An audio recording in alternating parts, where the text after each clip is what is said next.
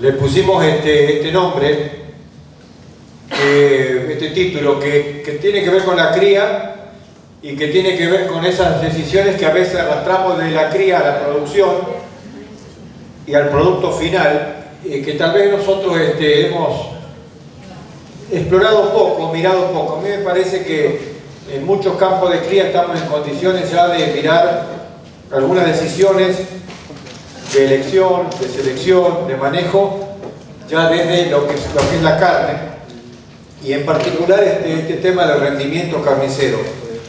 En algunos trabajos en el INTA yo he ido evolucionando hacia empezar a mirar un poco más desde adentro del animal, o sea, mirarlo abajo del cuero, digamos. Y ahí hay cosas muy interesantes que aparecen. Entonces, cuando uno dice a veces, bueno, ¿qué ha hecho la ganadería o qué tiene para hacer? Y alguien me decía hoy, y tenés que ser entusiasta, tenés que ver el vaso medio lleno. ¿Y cómo no lo vamos a ver lleno? Yo le voy a decir por qué tenemos que ver el vaso lleno, aún en épocas donde a veces no sabemos bien cuál es el mediano plazo del negocio, pero o estamos en medio de una crisis climática o a veces de precios. Esta mañana yo llamaba a un productor amigo y le decía, venía para acá y le decía, tengo que llevar vaca a algún lado, che, porque ando corto de pasto, y me dice, no consigo, no tengo campo en ningún lado.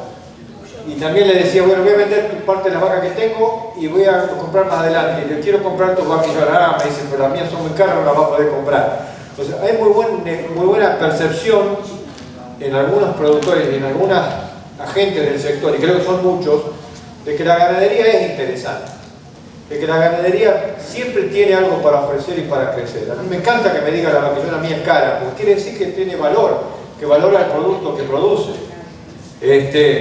Y que no le sobran de esos animales. Entonces hay mucho para crecer. Vamos a mirar cosas como esta. Capaz que es un momento que ya en muchos establecimientos nosotros podamos mirar el animal del lado de adentro. Y no es casual esta imagen que yo dibujo ahí. O sea, siempre hablamos de cría y miramos la vaca. Y queremos mirar el ternero. Por supuesto, el primer paso es inevitable, que es discutir esto. Es la cuestión de la fertilidad, la cuestión de lograr lo más parecido a un ternero por vaca y por año. Nos cuesta siempre. Pero después de eso, ¿qué más queremos además de un ternero por vaca y por año? Queremos un ternero que tenga algo que ofrecer y que nos diferencie, que genere un producto que valga la pena tratarlo como un eficiente conversor de pasto, de alimento a carne. Y con el mundo del feedlot y el mundo de los precios del feedlot, en lo que hace a los insumos, hoy es un tema muy importante de transformar lo más eficientemente posible pasto a carne. Y ahí aparece este nuevo concepto que a veces nosotros nos confundimos un poco. Carne es carne, no es solamente peso vivo. Con algunos productores estamos haciendo mediciones de producción efectiva a carne. ¿Cuánto produce por hectárea de carne? No solamente de peso vivo. Y ahí hay una cosa interesante, esto del rendimiento carnicero o el rendimiento al gancho primero, y vamos a charlar un poquito de esas cosas ahora. Entonces aparece esto de que ahora, además de cantidad de terneros por hectárea o de kilos de peso vivo, puede ser interesante conocer qué significa hablar de rendimiento de res, área de bife, espesor de grasa dorsal. ¿Por qué se miden esas cosas, por ejemplo? Y además la calidad de ese producto, porque área de bife, espesor de grasa no dice mucho, sino puedo decir si esa carne es más o menos tierna, más o menos blanda, aceptable o no. Estos bifes que están acá, que yo te los muestro en muchas charlas, son unas fotitos que hice hace muchos años. Hay uno que tiene un espesor de grasa muy grande, otro no tanto. Si medimos las áreas, capaz que son medio parecidoras, pero habla de dos rendimientos carniceros, de rendimiento de despostada diferentes. La cantidad de grasa que a veces genera una res es muy diferente a la que genera otra, y el rendimiento carnicero hace en la carnicería una gran diferencia. Entonces a veces hasta se nos desdibuja el concepto de rendimiento al gancho. Déjenme acá mostrarles los datos que son de La Pampa, acá de productores de la zona, con con las cuales estamos haciendo ya hace algunos años algunas mediciones. Acá hay tres novillos, tres novillos que terminaron a igual peso final, tuvieron diferentes rendimientos al gancho, 65, 58, 57. El último es muy parecido al novillo promedio de la ganadería general, digamos. ¿Qué hace esa res? Y esa res pesa bastante menos, la media, fíjense, 118 versus estas otras dos que son más pesadas. Recuerden que vienen de 3 pesos iguales a la faena. Pero además, esta res que pesa menos, o esta media que pesa menos, tiene un rendimiento en cortes minoristas del 75%, o sea, la cantidad de carne efectiva, después de sacarle la grasa y los huesos que son desaprovechables y el cuero, lo que efectivamente vende la carnicería. Esto está hecho en una carnicería acá en Luigi, en La Paz. Acá hay otro novillo, que en realidad es un promedio, todos son promedios de novillos, pero vamos a mirarlo como si fuera una unidad. Fíjense que este rindió un poco más al gancho, sacó más corte minorista, y este que está acá es un animal superlativo, o sea, rendimiento al gancho muy alto y paralelamente un rendimiento de corte minorista muy importante, 80%. O sea, para los que no tienen idea de estos números, ustedes piensen que un 60% de rendimiento al gancho, decimos frecuentemente en la Argentina que esa res colgada ahí caliente, si llegamos a sacarle un 60 es un número lindo. Muchos carniceros dicen, me traes eso y me traes un animal bastante pasado de grasa a veces, entonces aparece el tema de abajo. El carnicero sabe que si le tiene que sacar mucha grasa y por ahí el peso del hueso es medio pesado, sobre todo el hueso descartable, que no es vendible, aparece el problema del rendimiento carnicero. Pero 80 a 75 es un número muy importante en diferencia. 15% ahí es muchísimo. Yo agarro este que está acá y le pongo la plata que esta persona hizo en ese momento, esto fue marzo del año pasado, en la carnicería representaba esto 107.000 pesos. Y este de la otra punta 130.000 pesos. Empezamos con un animal igual, y acá hay 100.000 pesos y acá hay 130. Hay 23% de diferencia entre un animal llamado ideal, desde mi punto de vista, ¿no? Y el otro que es un poco más el típico argentino. 23% de diferencia en plata. Eso hace que esa carnicería pueda estar abierta o pueda estar cerrada. ¿Por qué es que esta gente que hace eso quiere generar esto? Porque es por esto. Con esto mantiene la carnicería abierta. ¿Está? Miremoslo ahora en indicadores, porque ustedes me pueden decir, pero yo no tengo nada que me diga si un novillo va a rendir más, va a rendir menos en cortes minoristas. ¿Cómo lo sé? Todo lo que puedo saber es un poco del rendimiento al gancho si el frigorífico no me miente. O si yo tengo una forma bastante prolija de saber cuánto va a rendir y vendo al gancho, entonces más o menos tengo una idea. Pero de carne efectiva no sé nada. Miremos estos indicadores, por eso yo empecé hoy a decir a la ganadería va a ir haciendo lo que hace el resto del mundo, mirar un poco más la carne y no tanto el cuero, mirar del lado de adentro y no tanto del lado de afuera. ¿Y por qué hacemos esto ahora? Y porque antes cuando hacíamos mucho más a pasto, las terminaciones eran todas más parecidas, entonces casi que mirar el rendimiento del gancho era casi una traducción de esto, porque todas andaban entre el 71, 75, depende de la cantidad de huesos que el carnicero lograba vender, aumentaba el rendimiento de cortes minoristas o no. Pero ahora, con la diferencia que hacen los corrales en cuanto a peso de faena, edad de faena y nivel de engrasamiento, este tema, esta temática de la despostada, desarmar carne, cobra relevancia. Lo que pasa es que esto lo aprende mucho el frigorífico, lo sabemos menos los productores, lo sabe menos justamente el frigorífico que hace fase 1 solamente, y el productor no se entera. ¿Y qué tenemos nosotros para poder mirar? Y cosas como esta. Podemos saber algo sobre el área de bife. ¿Por qué el área de bife es importante? ¿Porque nos gusta comer costeleta o bife? No es eso. Lo que ocurre es que en el lugar de corte, donde yo separo el cuarto delantero del trasero, cuando se hace la primera despostada, uno puede medir entre el bife ancho y el bife angosto el área de bife. El área de bife es una sección, un corte del músculo que se llama longísimo dorsio, el largo dorsal, que tiene una alta correlación, ese número, una buena correlación con el rendimiento carnicero total de la res. Entonces yo miro el área esa, y si estoy en valores de acá, de 66, 65, está bueno, no es 50, pero es medio flojito el rendimiento carnicero esa res. Si me vengo para este lado, estoy con rendimientos carniceros muy interesantes. Ya empiezo a hablar de una res que tiene más carne. Y ni que hablar si ese número yo lo relacionara con el peso de la res. Pero no nos metamos a fondo ahí. Fíjense que acá además está este tema del espesor de grasa.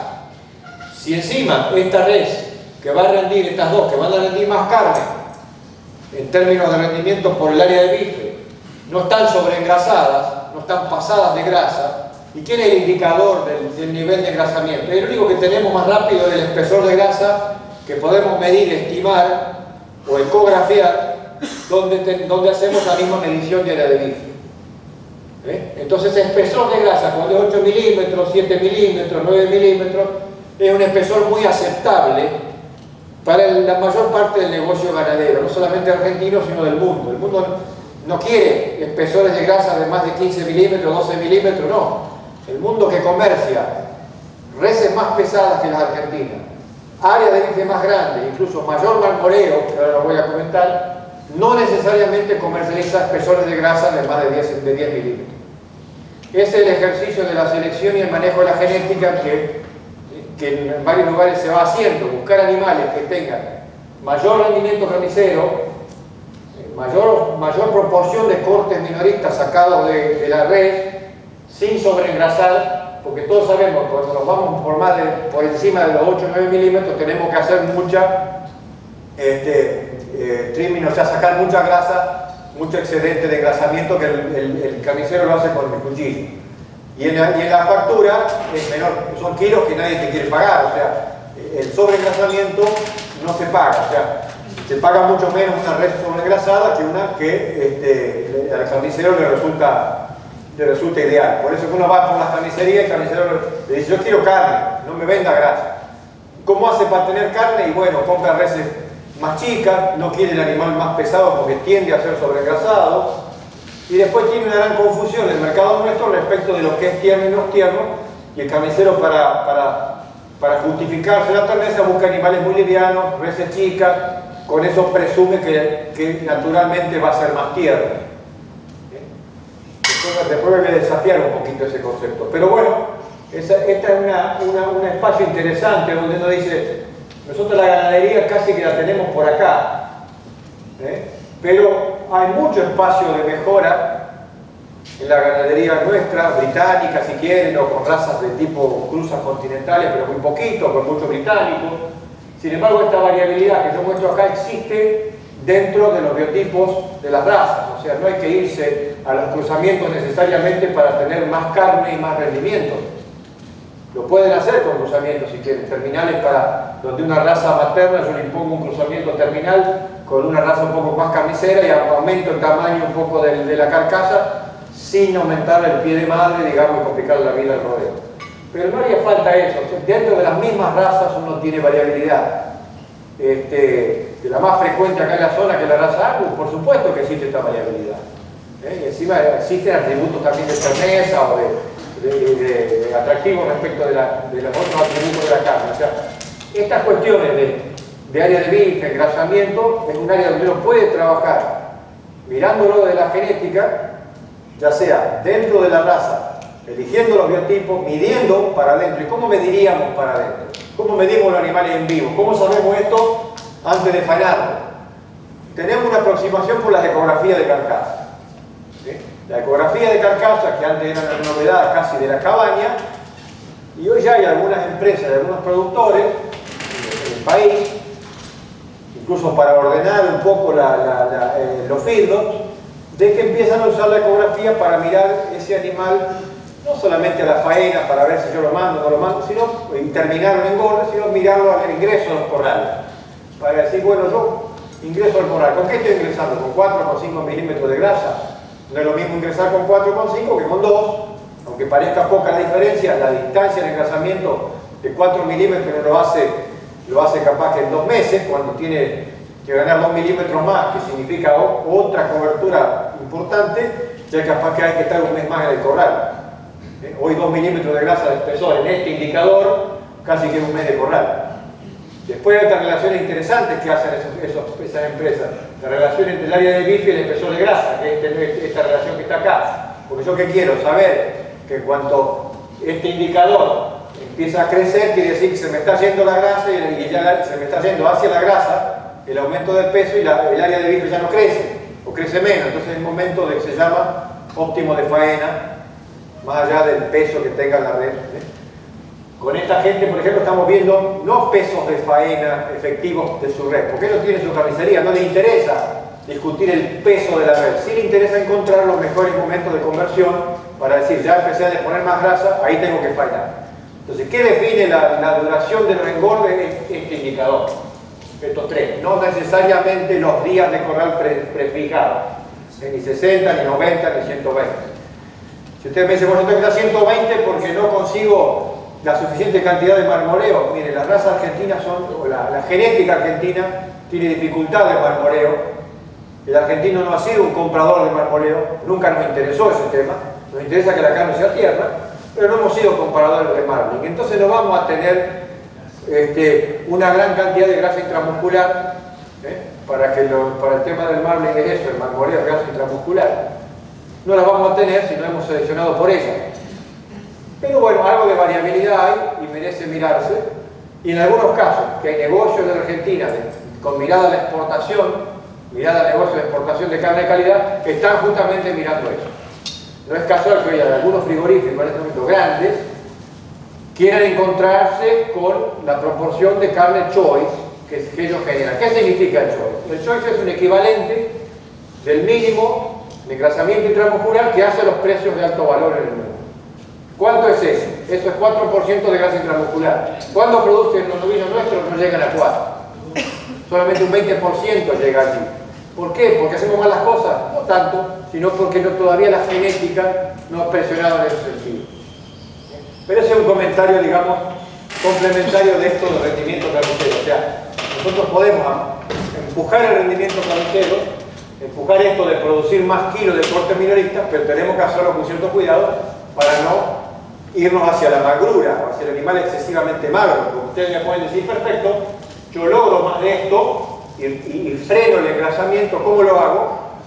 Eligiendo biotipos más grandes, eligiendo animales más magros, que crecen más rápido, que fisiológicamente son más jóvenes al momento de la faena, consecuentemente son fisiológicamente más jóvenes, tienen la edad de faena un poco, la edad de madurez un poco más tarde, pero el riesgo de trabajar solamente en ese sentido es terminar con animales demasiado magros.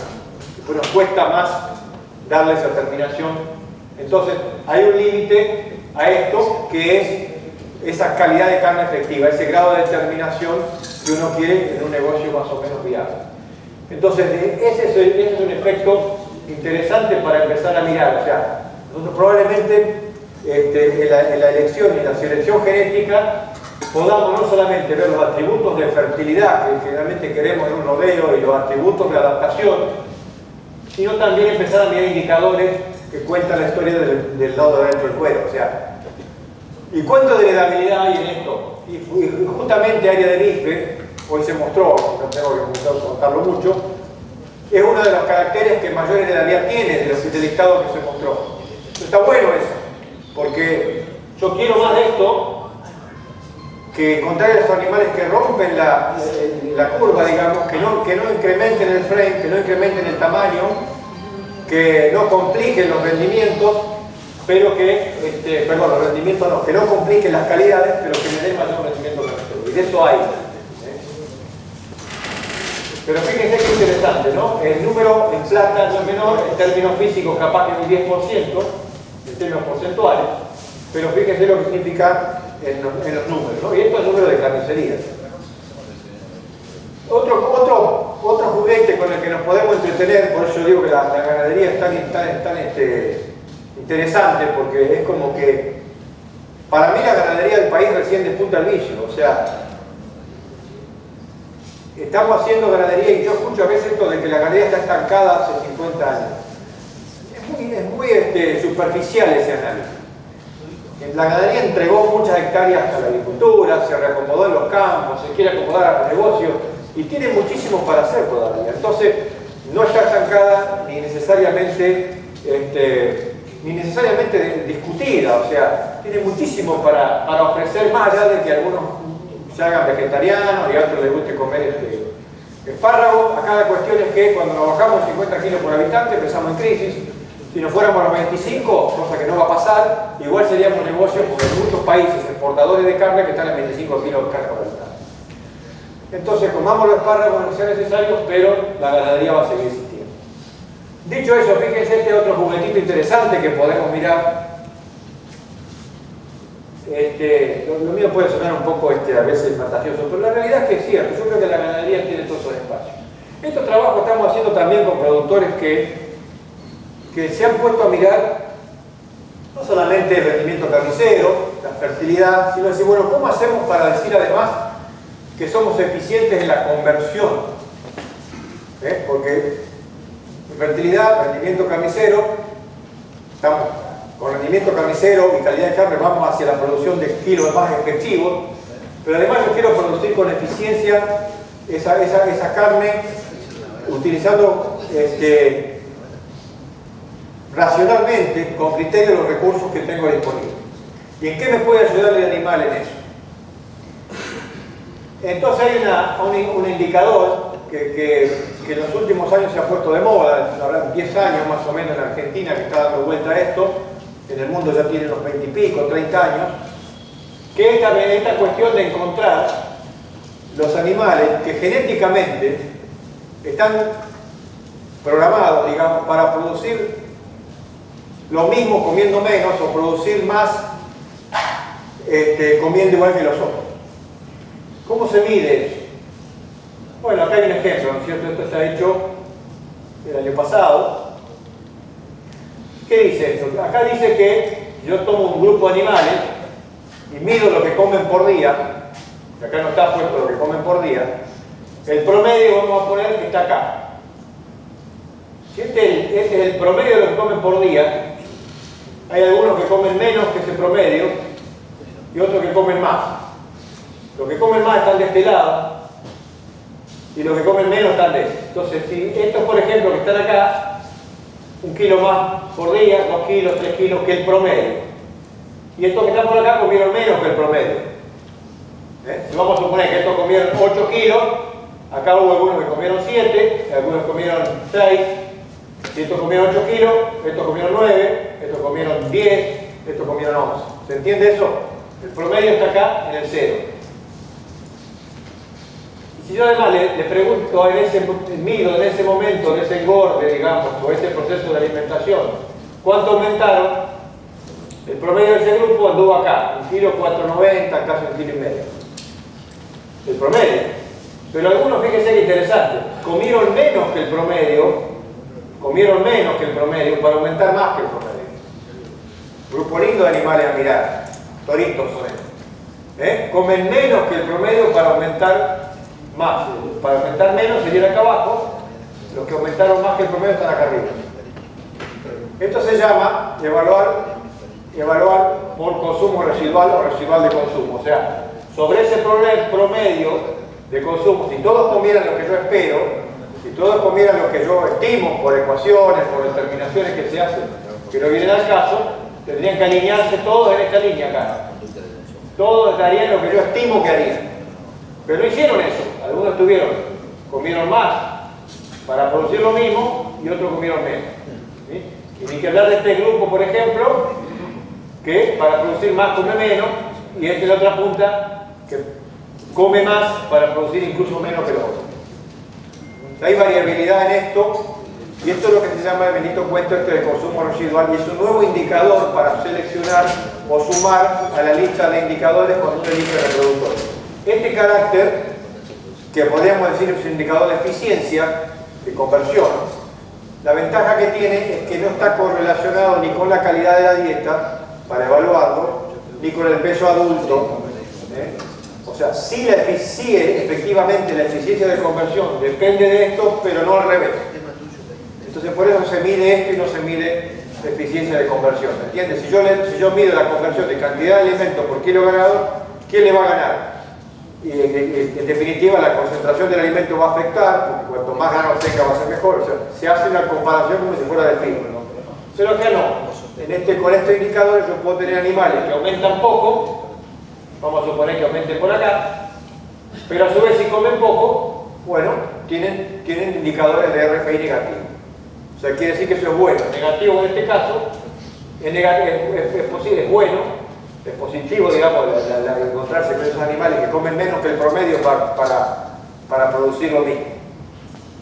Bueno, esto es otra cosa interesante, ¿por qué? Porque uno puede encontrar grupos de individuos que tienen condiciones productivas importantes, que son adaptables al ambiente y que además son eficientes para el negocio, digamos, lo que es conversión de alimentos.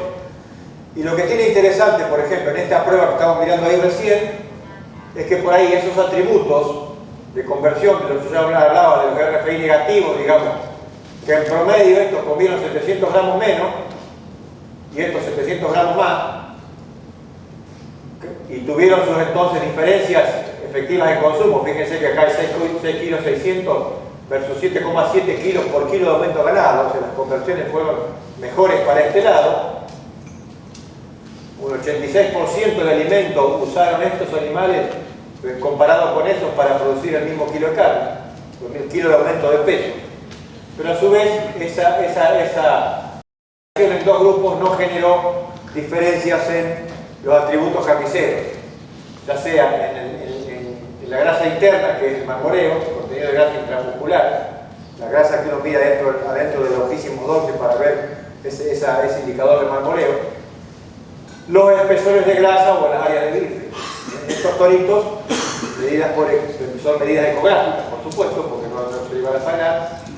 Fíjense que hay una diferencia entre un grupo y el otro de 1,4 kg de consumo para tener atributos de la carne no separados. Entonces ahí eso nos da la pauta para el que hace genética o hace alguna elección de reproductores, puede mirar esto sin entrar en la duda o que sí le entre el miedo de estar, cuando uno elige animales de este lado, estar eligiendo animales que tienden a la magrura o que tienden a achicar atributos de rendimiento. Fíjense ahora si yo combinara dos herramientas acá. Yo hablé recién, ¿se acuerdan de los dos animales esos, de los tres animales? Bueno, acá está el primero y el tercero, el que rendía 80% versus 75% en carne, que tenía área de origen de 90 versus 66. Entre estos dos hay un 0,67, o sea, un 67% le lleva al primero producir, el primero utiliza el 67% de la cantidad de alimentos que utiliza el segundo para producir 1 kilo de corte minorista. O sea que en el primero, con 2/3 de la alimentación, genero el mismo kilo de corte minorista que genera el segundo animal. ¿Se entiende? O sea, en un corral, esto está midiendo en un corral, o sea, con 2/3 del alimento me genera el kilo de corte minorista. ¿Se entendió eso o lo enredé? Interesante, porque yo ya estoy ahorrando 2/3 ahí. Si yo ahora, justamente este animal interesante, justamente viene de un grupo de animales eficientes que come, como dije, 1,2 kg menos que el promedio, y lo comparo contra este que haya comido 1,2 kg más, y hago todo este cálculo de vuelta acá abajo, fíjense lo que pasa. Para producir este kilo de corte comerciable de la carnicería, este me lleva 9 kilos de consumo para producir el corte kilo minorista, y este me lleva 17, hay una diferencia de casi el 50%. No es menor eso. O sea, fíjense el impacto que tendría en el negocio ganadero si uno quisiera converger atributos como estos de eficiencia de consumo con atributos carniceros. Vamos a producir carne a la mitad del costo de alimentación. Fíjense si no hay espacio para la mejora, para el crecimiento, para pensar los sistemas. Nuevamente, si miramos las partes de calidad de los atributos que generalmente medimos, fíjense, el área de origen creció para allá. Fíjense las áreas que yo tengo acá. Esto es típico de la ganadería del novillo, vamos, no es nuestro, o sea, no es una cosa rara. Y yo les demostraba áreas de 60, de 68, de 90 llegué a mostrarles. Fíjense el espacio de mejora en área de bife y rendimiento carnicero efectivo que podemos tener, ¿no? Pero dejando eso de lado, fíjense que por supuesto, a la medida que voy hacia el animal más pesado, me vengo hacia áreas más grandes, lógicamente el animal crece, sigue creciendo hasta el momento de faena, y probablemente una cosa interesante a ver es dónde quiebran las áreas, realmente dónde ocurre alguna detención de ese crecimiento. Y realmente en estos animales, por ejemplo, cuando se hacía monitoreo ecográfico, recién acá a los 30 meses uno empieza a ver que ya se empieza a detener el desarrollo muscular, pero es bastante todavía incipiente. O sea, tenemos genética que puede producir animales pesados y no estar comprometiendo con sobreengrasamiento. Y esto lo dice acá más o menos el espesor de grasa.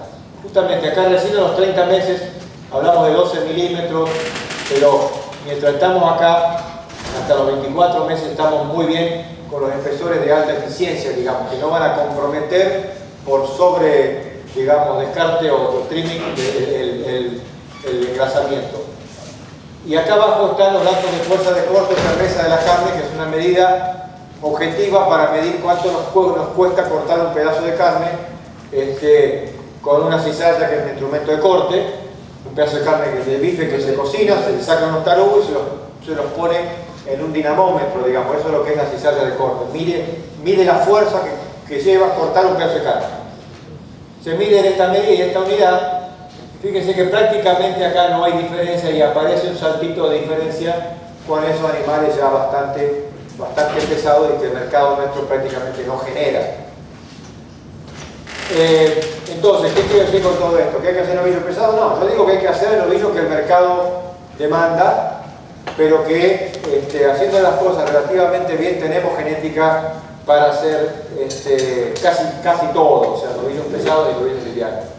Y lo interesante es que por ahí empezar a mirar a la genética desde estos atributos que aparecen en una anécdota a veces académica, cuando uno habla de área de bife, de espesor de grasa, uno se aburre, pero realmente ahí me parece que hay una punta interesante del negocio, ¿no es cierto? Pasame la que sigue. Y para enloquecer la cabeza un poco más, y los que por supuesto la mayoría no quiere hacer esto, pero fíjense lo que hace sobre la eficiencia y el efecto del MEF comparado con el novillo. Yo acá tomé un ejemplo de un ejercicio que hicimos con la raza Limousin en una prueba, una raza que es carnicera, que tiende a aumentar los rendimientos carniceros, pero que a veces tiene algunas observaciones desde el punto de vista del exceso de marlin, lo de marmoreo. Lo vamos a mirar eso en un minuto. Fíjense lo que implica, acá llevamos estos MEF o machos enteros hasta los 600 kilos y esto hasta los 510 en un periodo común de engorde. Digamos, lo que pasa es que los MEF, los machos enteros jóvenes, o sea, machos no castrados, le ganaron a los compañeros. Como 214 días de corral, digamos, una recría y la terminación toda corral. Los animales empezaron juntos, digamos, con la misma edad, pero ya había más de 20 kilos de diferencia, 20 kilos de diferencia, y al final del periodo un grupo casi le saca 100 kilos al otro. Cuando miramos las conversiones, el consumo de alimentos por unidad de peso ganado, o sea, cantidad de kilos de alimentos por cada kilo aumentado, muy buenos datos ambos, 5,8 versus 6,7. Piensen que a veces el filo argentino está en 10 a 1, 9 a 1. Es una muy buena prueba esta en general. Esto no fue hecho acá en Aquil, sino fue hecho en Córdoba. Fíjense los rendimientos al gancho, 6,63, 61, ¿no? Y acá está toda la construcción de los cuartos delanteros y traseros, donde prácticamente no hubo mayor diferencia en términos relativos. Uno podría presumir a veces que el MEF puede ser un poquito más pesado de adelante, porque lo ve un poquito con la forma de la jiba, o sea, del cuello del toro.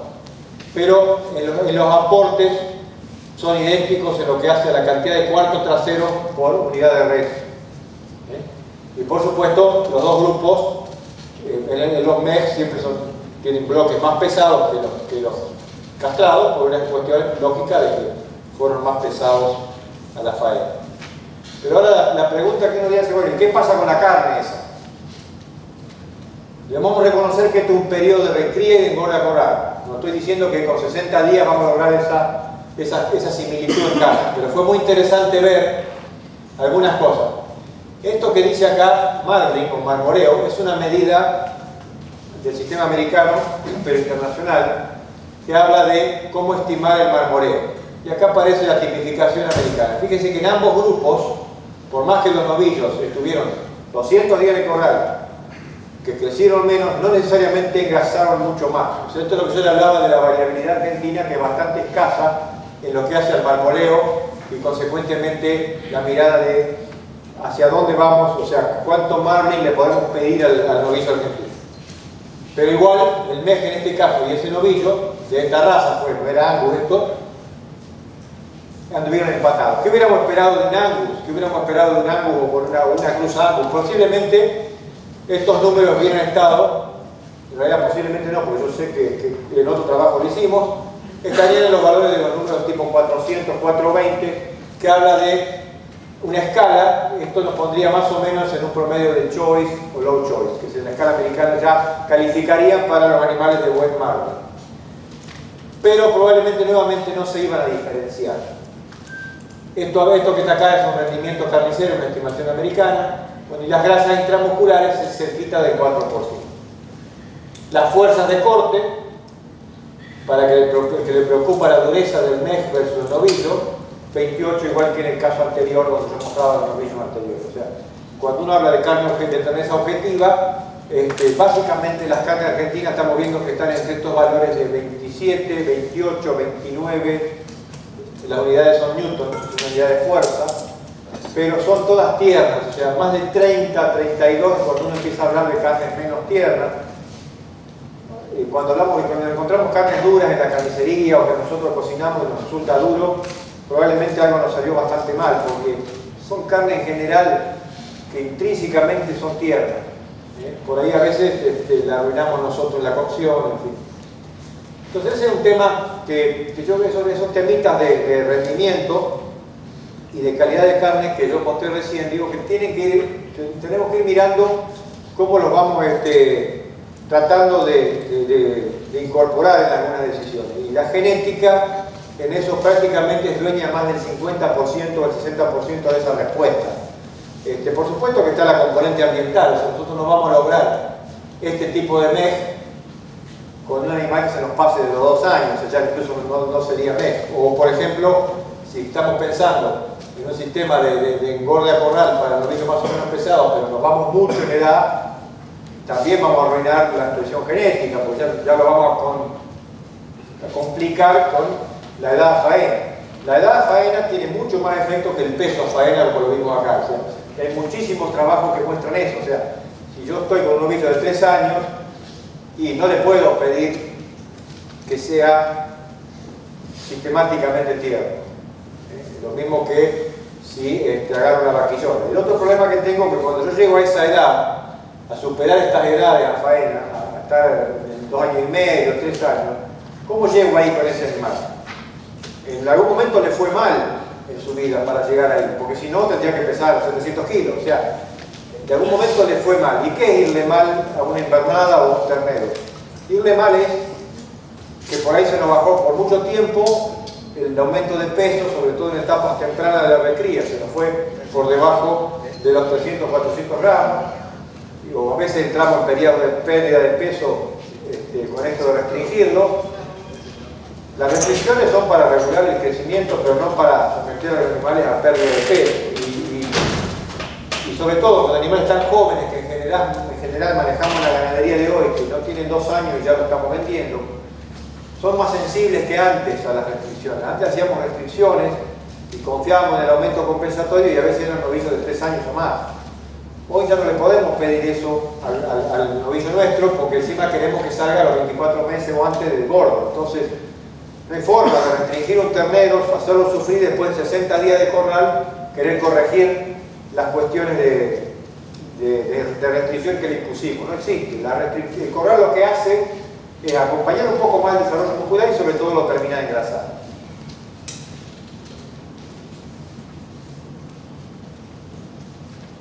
Cuando decimos que no hay, o que hay etapas, o que hay cosas que hay que hacer primero, Uno dice, bueno, yo coincido en que primero hay que hacer eficiencia reproductiva, tener muchos terneros, después mirar el peso del ternero. Pero cuando uno hace algún mapeo de algunos campos de cría y mira un poquito en las ferias, se hace algún rastreo de qué hacen los criadores, uno ve que los que hacen las cosas más o menos bien en eficiencia reproductiva, 80, 90% de destete, también hacen las cosas bastante bien en peso al destete. No es que una cosa va primero y la otra después. A mí me enseñaron en la facultad cuando estudiaba, no, primero hacer los terneros, después vamos a ver con qué peso lo destetar. El ternero flaco y flojito al destete seguro que es hijo de vacas flojitas y flacas y seguro que esas vacas se empeñaron pocas. Entonces es toda una combinación de factores que hace que los criadores que tienen altas eficiencias también tengan terneros bastante buenos. Eso por lo menos lo que uno ve en los campos donde andaba. Y otra cosa que uno ve es que por ahí en algunos lugares, donde esos que hacen las cosas bastante bien, tienen alguna genética un poco más definida. Ya sea definida porque tienen alguna selección interna dentro de del mismo biotipo o de la misma raza, o si hay alguna cuestión ahí de cruzamiento, está bastante ordenado. Y acá arriba yo muestro una cosa que hice hace tiempo ya, pero con esos mismos casos, porque encontrarse con esos casos a veces no es fácil. Entonces estuvimos como 8 años juntando. Pero fíjense que yo le puse el precio al kilo vivo y llamé uno a una especie de promedio a la fecha de ese momento. Decía, bueno, el promedio de venta de esa feria fue uno. ¿Quiénes eran estos mismos? ¿Dónde estaban estos terneros que provenían de rodeos de mejor eficiencia reproductiva? Y obtenían precios por encima del 1S. O sea que no eran lo mismo. O sea, parecía como que los buenos terneros, los que pesaban un poco más, o los que por ahí eran hijos de estos rodeos, también obtenían los mejores precios relativos. O sea que la mejora genética, el manejo genético se ve aún algo en el precio, aunque una vez desearía verlo mucho más en el precio del ternero. Y acá en La Pampa lo sabemos, hay muchos criadores que los conocemos, empresas que conocemos, que uno sabe que venden el ternero bien, lo venden antes o lo venden un poco mejor que otros criadores, porque conocen la genética que manejan. Esto tiene que ver, capaz no tenemos mucho tiempo ya, me está diciendo que hay 5 minutos, voy a ir más rápido, pero todas estas cuestiones de querer capturar efectos de la cría, a veces uno los ve lejos y se hace difícil, pero fíjense este trabajito que hicimos hace muchos años nosotros, donde yo miraba un rodeo más o menos ordenado, con una mayor proporción de vacas cabeza al servicio, respecto de otro un poquito más general. Y si bien el novillo en ambos casos salía a los 4:30, animales terminados a pasto eran estos, en la época que todavía el filtro no estaba tan de hecho generalizado. Acá estos novillos salían con una edad 3 meses más tarde que el promedio de esto. Acá estamos hablando de 19, 20 meses y acá estamos hablando de 22 meses en promedio a la vez. Hay 3 meses de diferencia en la salida del novillo, pero esto está corregido por fecha de parto, de un rodeo que viene más o menos bien elegido, bien manejado, con algo de mirada a la genética versus algo un poco más general. Pero uno ve ahí efectos que dice, bueno, la cría, ¿qué tendrá que ver con esto?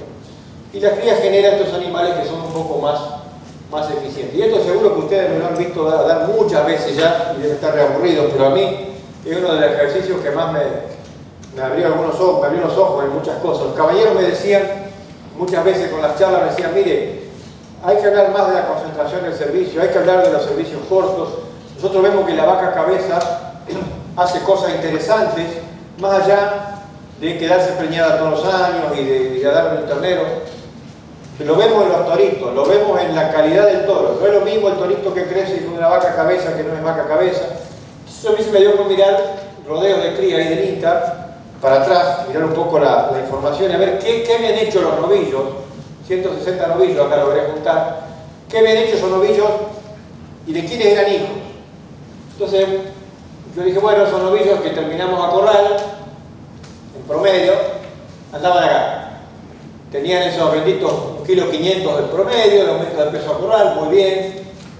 Terminaban con 4,58, habían empezado con 3,50 la tapa de corral, tenían un promedio de 21 meses a la venta. Acá están los atributos carniceros, 66 centímetros cuadrados de área de bife, 10 milímetros de grasa, un buen lote de novillo. Ahora, eso no es idéntico, ¿no es cierto? Están los que están por debajo de ese promedio, de ese número, y los que están por encima para generar ese número. Entonces yo promedié, me pongo a promediar los que estaban por encima del promedio y los que estaban por debajo. Y aparecen algunas cosas interesantes. Por ejemplo, los que más aumentaban por encima de este valor, el 80% eran hijos de vaca cabeza. O cosas como que, por ejemplo, la edad, si el promedio andaba en 21 meses a la venta, los que menos tiempo llevaban eran hijos del rodeo de vaca cabeza. No que le habían ganado meses por haber nacido primero, así eran más jóvenes que el promedio.